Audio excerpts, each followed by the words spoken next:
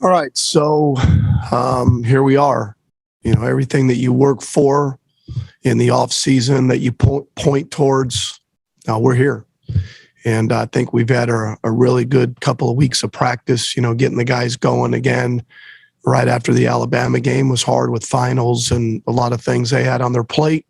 But last week, I thought we had a good week of practice, and we've continued that. Once we got down here, we're excited about the opportunity being one of 4 teams left that have a chance to play for a national championship. And I'm confident we'll be ready to go. All right, first question for Chip Towers. Go ahead, Chip. Hey, Todd, fantastic to see you and get a chance to talk to you. I feel like I have so many questions. I don't even know hardly where to start. But let's start with maybe a quarterback and receiver question. Obviously, you've gone with Stetson Bennett for many weeks in a row now since JT Daniels returned from injury. Why is that, number one? And number two, we understand George Pickens is back now and after a brief hiatus in the middle of bowl practice. And can he figure into things? Did that stall his progress of coming back and being able to help you? Well, you're right. There's a number of questions there, Chip, and I'll try to get to all of them. First off, the reason Stetson Bennett plays is we think he gives us the best chance to win. Without getting into too much detail, we think he gives us the best chance to win, and that's really the end of that question. We anticipate all of the players that we had, against Alabama to be ready to play, that including George Pickens. George has done a fantastic job of working to get back to give himself a chance to play at the back end of this season. I mean, when I think back to the spring, when he injured his knee and thinking, wow, what a disappointment for him and his development and for us. But he has done a fantastic job of trying to get back. There are going to be some things that he's continued to work through. Trust in the knee, obviously reps. He's still a young player. I mean, when you think about, playing, as a freshman, and then we didn't have any spring ball. So he's basically missed the last 2 springs when you think about a young player's development. And then he missed a couple of games the year before. So he's still a young developing player, and we're still trying to work him in and to make sure that he can help us, offensively and most importantly, help us win with what he can do at this point. But he's done a great job, Chip, of getting back and helping this team. Okay, next question's for Did I miss one? Emerson. Did I miss one?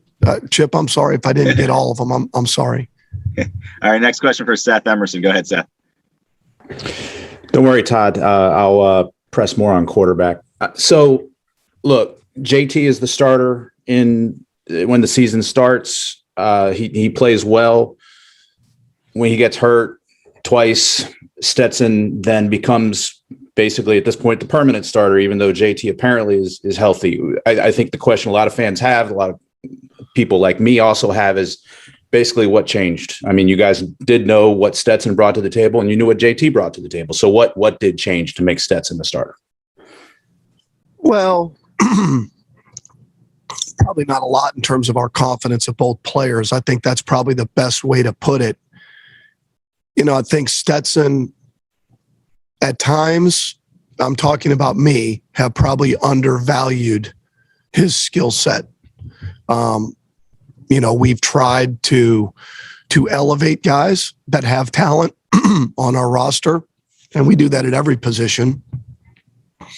And some guys just combat that and fight and scratch and continue to play well and try to prove you wrong. And that's what Stetson Bennett did. And it wasn't really anything JT did. It was more along the lines of what Stetson did that we thought gave us the best chance to win. His ability, his mobility, his ability, those things in the run game and in the pass game when things break down, we believe give us the best chance to win. It's really nothing that JT did. And It just happened where Stetson got an opportunity, took advantage of that opportunity. We continued to win. It never really ended up flipping the other way. I can't say that because they're really talented players. Carson Beck's a talented player. Brock Vandergrift's a talented player.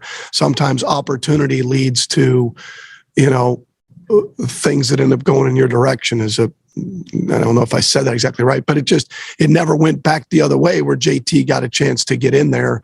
And, so it's just the way it is, and we believe that he gives us the best chance to win in a couple of those things of what I've said. And next question for Ralph Russo. Go ahead, Ralph.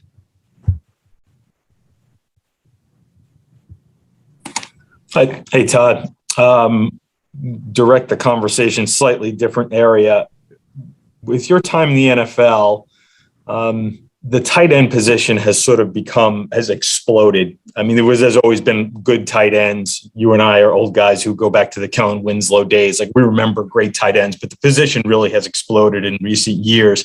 And as much as there are very good tight ends, and you have one of them in college, it doesn't seem like at the college level, the level of production at that position is quite the same, or has been exploited in quite the same way as the NFL. And I'm wondering, as again, somebody who's been in both of those worlds, do you see it as a difficult position to max out in the college game? Is there something about getting the ball to the tight end that's a little tougher for quarterbacks that takes them a little time to master? Well, first off, I think the game has changed. So when the game evolved to more spread teams, especially in high school, you saw a lot more air raid Ys and not a lot of tight ends. Tight ends were playing now defensive end or being bulked up to play tackle. When you think back of guys that were elite when I was a kid growing up, or, when I was young in the profession, you take like a Kellen Winslow, that was different at that time. Or the guy that played at Miami, I can't think of his name. Is it Shockley or Shockey, whatever his name was? Like, they were different. They were athletic. They were more wideouts that were built into tight ends, which is where it's going now. All of those guys, like you look at what Kittle was out of high school, I think he weighed 200 pounds, 205 pounds, and Ertz and those guys and Kelsey's of the world that might have been quarterbacks. So the game has changed in terms of athletic big guys at the tight end position that, have developed as route runners, receivers, that it used to be they were blockers that developed their wide receiver skill sets, where now they're receivers developing their blocking skill sets. That makes sense. So the game has changed from a size standpoint, a range. Their route running has developed and grown. You see those guys, running routes, and they look like receivers because they started that way. So I think that's where it's changed. And I think the more you're a spread team and the more you max protect, you see certain teams, it's hard to get the tight end involved if you're a max protect team because they're involved in protection. So the ability to utilize those guys in the route running, and if you're chipping them, if you chip them in protection, it also doesn't allow them to get into their routes. So you have to be able to protect. You have to be able to utilize their skill set. And a lot of that comes from play action, run game. What else eliminates some of that? We've gotten into the world of RPOs, a lot of RPO world. Well, RPO world uses the tight ends in blocking and run game and uses the wideouts in terms of the RPO world, where you're shrinking plays, if that makes sense. Old school football used to be, if you got the right box count, you ran the ball. And if you got too many guys in the box, you went to play action pass. Well, that included the tight end a lot more. Where now teams are running a lot more RPOs, where the tight end's part of the blocking structure and you're throwing it to wideouts. And next question for Mike Griffith. Go ahead, Mike. Yeah, Coach, I want to circle back to the quarterbacks again. It's the first chance we had to talk to you in seems like a year or so. You said that there wasn't any chance for JT, but after the Florida game, I think Stetson had a couple picks and was about 50% passing, and they talked about competition at the position. And then in the Alabama game, you guys fell down by 21 points, and a lot of people wondered why you wouldn't put more of a pass-first quarterback in. And Kirby said you didn't even talk about it. Can you address those two instances when there might have been an opportunity for another look at a quarterback? Sure. I mean, and I'm not surprised we're circling back to that. First of all, Mike. The reality is that there's no question at any point and everywhere I've been where when a certain player, doesn't matter quarterback or any position, doesn't play up to, forget our standard, their own standard, the way they believe they should play, that we're always looking to play our best players. There's no question. And there are times in games where any of our players don't play their best, and we're disappointed in how they played. But the body of work that we felt like that Stetson had given us, I think allowed us to carry it over to the next weeks. And the reality is that we don't know what's behind the next decision. You know, we know what we make the decision based on what we see on a daily basis. And you're right. I mean, we do compete every week. I mean, it doesn't matter who's healthy at any position. They're always competing. The guys that are going to come up here next and talk to you guys, I mean, they understand that. I mean, no one's guaranteed week to week. We've had competition every week at running back, and they earn the reps and the touches that they get. And it's the same at quarterback. And I get it. I've been around it. We have really good players at the quarterback position, and we do. And we're lucky to have the guys that we have. And Stetson Bennett is a hell of a football player, and so is JT Daniels, so is Carson Beck, and we think Brock Vandegrift's going to be a hell of a player. And it's a good problem to have. And we're disappointed when we don't score. We're disappointed when we turn the ball over. We're disappointed when we don't have the production that we expect to have, starting with me in terms of calling it, structuring it, the week of practice, how we do it, because I'm in charge of all of it. So ultimately, it falls on me. And when Stetson Bennett takes the field, we feel like he gives us the best chance to win. And next question's for Jordan McPherson. Go ahead, Jordan. Yeah. Hey, Todd. James Cook, he's one of the local guys here for us. Just wanted to get your thoughts on where he's grown the most over the 2 years you've been here and just what he brings to your backfield to complement Zamir White. Well, first off, James is a tremendous football player, a tremendous young man, works awfully hard in practice. I say it all the time. When I first got here, him and Zamir pair up whenever we're doing our off seasons to compete against each other. They're two of our hardest workers. James is one of our most versatile players. You can get him the ball in a number of ways, which is fun to have guys like that. You know, whether it's, Brock Bowers is the same way. James is like that. I think a number of our backs have worked to develop their skill set where we can feel comfortable with them route running and catching the ball out of the backfield. The more versatile you are at certain positions, the tougher it is on the defense because you can do more with them in terms of formations. So, again, I think James, one, has had a tremendous career here. He's one of our leaders. That every week we talk about, along with Zamir and some of our other guys, are being our captains of our team. And I think he's going to have a fantastic career at the next level. But it's just hard because, we have a number of versatile, talented running backs, and there's just never enough touches for all of them. It's just the way it is with our skilled players. There's only one football, and he's, like a lot of our players, have been very selfless because I get it. It's about touching the ball. It's about opportunities. Plays are one thing, but opportunities with the ball in their hands, and he does a tremendous job. We've relied on him heavily, and he's done a great job with it. And like all those guys, for the most part, they've stayed healthy, Zamir and James. Okay, a couple more questions for Coach. Next one, Connor Riley. Go ahead, Connor. Yeah. Hey, Todd, I wanted to ask you about Brock Bowers. When did you sort of realize that he was capable of having the season that he's had this year? And what does it say about him that as a freshman, he's able to go out and lead Georgia in every major statistical receiving category? Well, I've said this to whoever's asked this. I haven't had a chance to talk to you guys, but I get to talk to the commentators each week. Is, when he first got here, we put GPS systems on the backs of our, top 40 guys or whatever. And there's a small group of guys, and a couple of them are sitting right here about to talk to you, that are at running back. and Brock, that when you put that GPS system on them, their band of their top and their bottom mile per hour are really, really small. They only know one speed, and that's working their rear end off every day.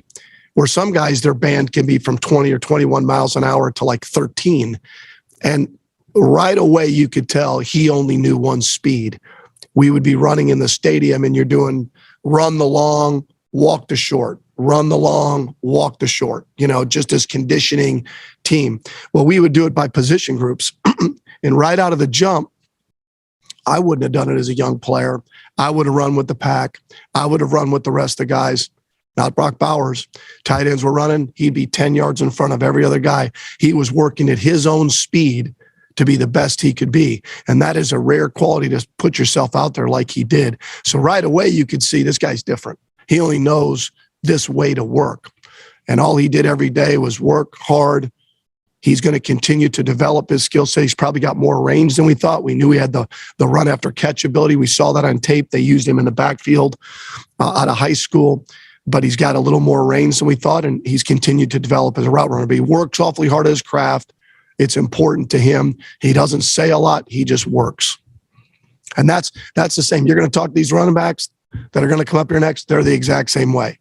They don't say a lot. They just work. It's just amazing how it carries over. It just does. Guys that just work, don't say a lot, and just compete and take coaching. And you don't have to say anything to those guys. It's the most amazing thing. Like, I spend less time talking to the James Cook, the Zamir White, the Brock Bowers, those guys of the world, because they're trying their rear end off to be the best player they can be for them and for our team. Okay, last question for Coach here, so we have time for our student athletes. Last question for Mark Weiser. Go ahead, Mark. Hey, Todd, want to ask you, what does Stetson need to do to kind of help lead you guys in these next two games to the national title in terms of his performance, and how much JT missing a week of practice impacts what he can bring? And last, as part of this multi-part question, with Michigan, what they bring off the edge, is this a game in particular where Stetson's mobility is even more important? Okay, first question was what Stetson needs to do to lead his national championship. Okay, first off, do what he continues to do. Obviously, we can't turn the ball over. I don't care who you are. That isn't a Stetson problem. That's a national problem. When you turn the ball over, you don't give yourself a chance to win. So those are things that we always address. It doesn't matter who that is, whether it's JT's a quarterback or Jameis Winston or whoever I've been around. And so those are the things. But if you look at the plays that he's made national championship plays. He has. You just turn on the film and look at some of the throws he makes, some of the decisions he makes, the things he does with his feet. I mean, there's no doubt in my mind we can win the national championship, and there's no doubt in my mind we can win it with Stetson Bennett. There's no question. We went into the championship game with Stetson Bennett, our quarterback, as a favorite over a team that hadn't been an underdog in 5 years. That ought to tell you a lot about our quarterback and how he played. And some reason we get into this stereotyping of players based on where they were at some point. Okay, at some point, be it one was a walk-on, one was a 5-star, one was whatever. If you just look at the production and what he's done for our football team, it's impressive. It's impressive. So let's start with that. Okay, JT is a student of the game. I don't anticipate any of what he hasn't been a part of. He's one of those guys that can come right in and know exactly what we want to do. He's been in every meeting, Zoom meeting. He'll be ready to go. There's no question in my mind he'll be ready to go. What was the last part of it about it? There was a third part to that. I got off on a tangent and I forgot what the rest of it was. I think we're good, but thanks, Coach. For the sake of time, want to get your players up here as well. So we appreciate your time this morning.